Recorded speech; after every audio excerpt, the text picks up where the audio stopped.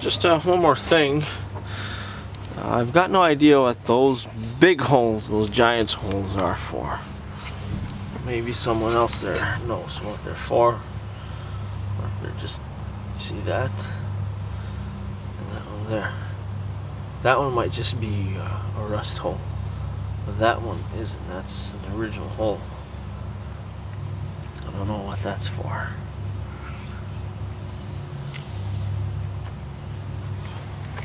See, the idea is, in theory, you shouldn't have any water going on these holes because they're under the hood.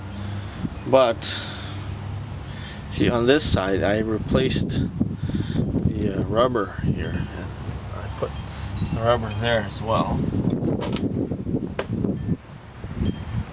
as you can see. But with this rubber is much thicker than the rubber that they put in originally, and it was originally held on by stupid little T-clips, which of course just broke off, got rusted off, or just pierced through the thin little flimsy sheet rubber they had. So I did the proper job here, but see, one thing leads to the other. Those little shitty clips, they got rusted, and all that problem, all those problems got rusted, broke through, whatever, and water starts to get through here now. The seal is ruptured.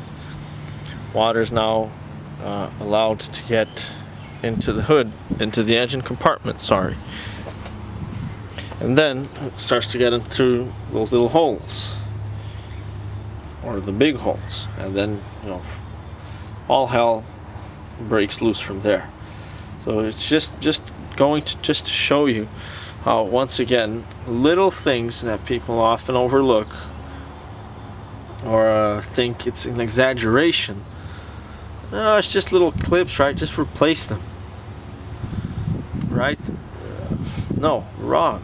See, one little thing like that leads to a big, huge problem, eventually leading to the complete loss of the car. Eventually causes the car to go to the junkyard.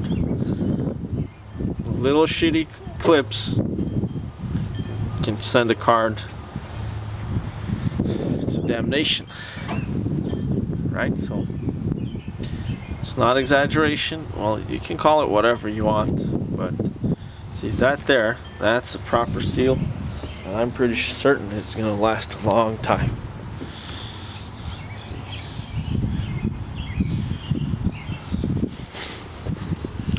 I was originally going to put some stainless steel elevator bolts. Elevator bolts, they've got a really wide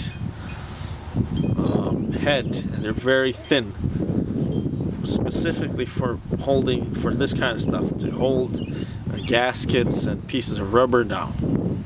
If the head is small, it'll just pierce a hole right through the material. So you want a really wide head to hold it down nice and tight. And but the polyurethane that I use there, it's very strong. It's a sort of stuff, if you guys know and watch my videos, you know that I really hate glue and plastic. They're just lousy. It stands for lousy jobs, all right? But polyurethane and that butyl rubber stuff, it's good stuff. There's no way you can weld rubber to steel. If there was a way, that would certainly be preferable, but this stuff is really good, so I definitely approve it, and that's what I used to secure that piece of rubber there. And that rubber is just from like a garage door. The rubber that's used in the bottom to seal the garage, the door, and the floor. That's the rubber that's used there. And but yeah, there you go. I'm gonna look around if I find a use for that hole there, but it's definitely it can't exist there. See that hole there? If water gets in there, it just goes all the way along this pipe here to the frame and then onto the floor of the car. So that's definitely not staying there. Now, as for those corners here, this corner there and that corner there, I'm just going to leave the rubberized asphalt undercoating, because for those corners paint alone is not sufficient, but I will paint it over just so it looks nice. But you definitely, for little corners like that and that, see, paint is not flexible, so any joints that aren't welded, it's gonna crack the paint.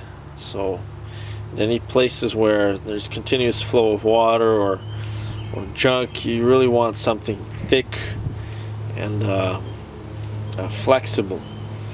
So paint alone for those little corners, it's not sufficient.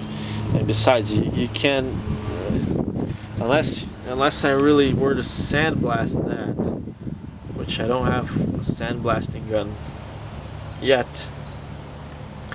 Apart from that, paint, apart from, if you don't use that method, paint will not stick there.